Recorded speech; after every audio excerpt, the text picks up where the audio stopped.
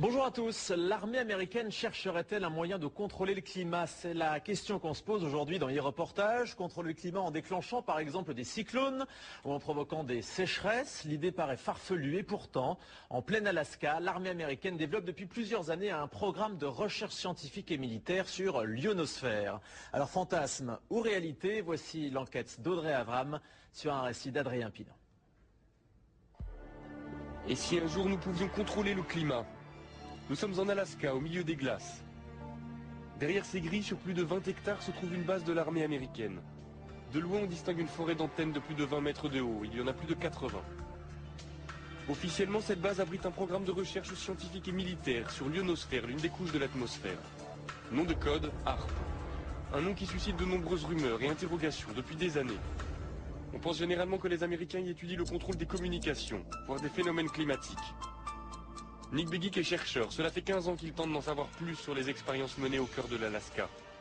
Après plusieurs années d'enquête, il est arrivé à rentrer en contact avec l'un des concepteurs du projet HAARP, le physicien Bernard Island, qui veut lui donner accès à des données confidentielles. Ce qui est apparu à la lecture de ces brevets concernait des recherches pour manipuler le climat, des manipulations climatiques, voire même des manipulations de l'environnement de manière très particulière, tout ça pour des applications militaires. Manipuler le climat, cela paraît impensable. Mais être capable d'envoyer un cyclone ou une sécheresse chez ses ennemis, cela ressemble à l'arme absolue. Les Américains essaient-ils vraiment de contrôler les phénomènes climatiques? C'est ce que croit Luc Mampey, chercheur pour le groupe de recherche et d'information sur la paix et la sécurité. Je fais référence notamment à un rapport publié par l'US Air Force vers la fin des années 90 et qui s'appelait Air Force 2025, où très clairement l'US Air Force évoque là toutes les recherches qui devraient être faites à des fins militaires de manière à pouvoir avoir un certain impact sur les phénomènes météorologiques, de manière à pouvoir faciliter les opérations militaires amis et rendre plus compliquées les opérations militaires ennemies. Les Américains travailleraient sur la maîtrise du climat depuis les années 60. Il y a des premiers essais qui ont été faits au moment de la guerre du Vietnam, où là, effectivement, on a, par des procédés physico-chimiques, essayé de provoquer des intempéries, des averses extrêmement fortes. En 1967, en pleine guerre du Vietnam, les Américains se livrent à une expérience étonnante. Ils déversent une substance chimique au-dessus des nuages. Le but, faire en sorte que les pluies torrentielles de la mousson se propagent au Nord-Vietnam jusqu'aux bases de leurs adversaires. Le plus étonnant, c'est que cela a marché. Alors HAARP pourrait-il être la suite de ces premiers essais?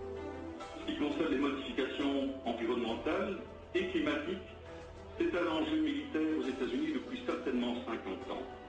Et cela implique des technologies, des procédés, des techniques très proches de ce qui est mis aujourd'hui en œuvre dans le cadre du programme HAARP. HAARP suscite l'inquiétude, au point qu'en 1997, le Parlement européen met sur pied une commission d'enquête sur la possibilité de manipuler le climat à des fins militaires. Très vite, les parlementaires font des découvertes alarmantes. Ils apprennent par exemple qu'HAARP émet un rayon qui chauffe et qui perturbe l'ionosphère, une couche de l'atmosphère chargée de nous protéger des rayonnements solaires. Ernest Gelscher, député européen, a participé à cette commission. Ce genre de projet, de planter des antennes et d'envoyer un signal dans l'ionosphère, tout d'abord c'est fait par les militaires.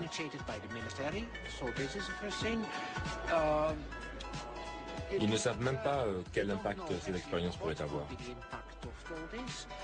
Je pense que derrière tout ça, il y a des objectifs militaires qui pourraient être un peu plus ambitieux, un peu plus vastes que ceux qu'ils veulent bien admettre en public. Très vite, les travaux de la commission se heurtent au refus américain de s'exprimer sur HAARP. À l'époque, le président de la commission est un parlementaire britannique, il s'appelle Tom Spencer. Convaincu du danger que le projet pourrait représenter, il essaie d'obtenir des précisions de la part des responsables américains, mais sans succès. Nous n'avons eu absolument aucun contact avec les Américains. Ils ne sont jamais venus. Pendant les auditions, Tom Spencer lui-même leur a dit qu'ils seraient les bienvenus au Parlement européen. Pour rencontrer les députés européens, ils n'ont jamais répondu. Je crois qu'ils ont délibérément décidé de faire la sourde oreille, d'ignorer le sujet et de ne pas en parler. Un incident va vite calmer les ardeurs de Tom Spencer. En 1999, le président de la commission fait la une des journaux à scandale. Il a été interpellé par la douane à l'aéroport de Londres. En fouillant sa valise, les douaniers ont découvert une vidéo pornographique gay et quelques grammes de cannabis. La carrière politique du député est brisée, la commission déstabilisée. Nick Begich a gardé le contact avec l'ancien député.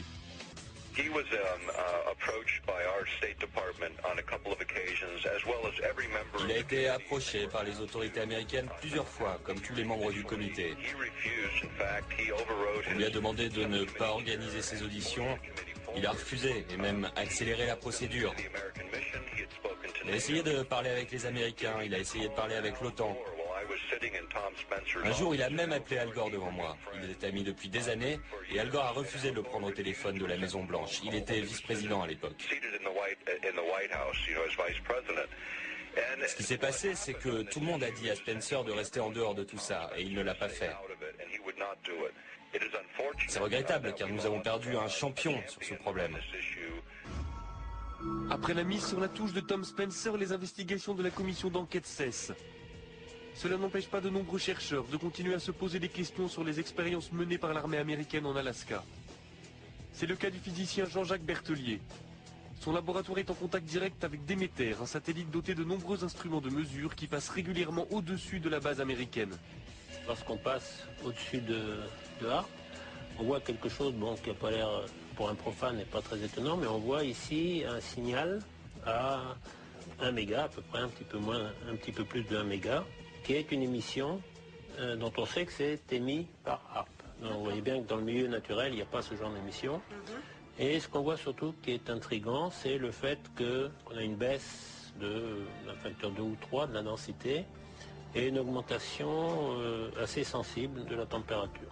Ce qui montre que Harp arrive à modifier quand même assez profondément l'ionosphère. Ainsi, le projet HARP fonctionne et son rayon peut modifier l'ionosphère. Mais il n'y a pas de preuve formelle que l'objectif est de pouvoir manipuler le climat à des fins militaires. Pourtant, le docteur Begich est persuadé que l'armée américaine possède une arme d'une puissance sans précédent. On va continuer à parler de ce projet pour sensibiliser le public et pour convaincre les politiques de prendre les choses en main. Pour nos libertés, pour nos vies privées, personne ne peut l'ignorer. HARP, c'est l'une des pièces d'un puzzle très complexe. Le silence de l'armée américaine alimente les peurs et les fantasmes. Personne ne sait si les militaires essaient effectivement de contrôler les phénomènes météorologiques. Mais il est certain que les expériences qui sont menées dans les neiges de l'Alaska perturbent le ciel au-dessus de nos têtes. Des expériences dont nous ne connaîtrons les conséquences que dans quelques années.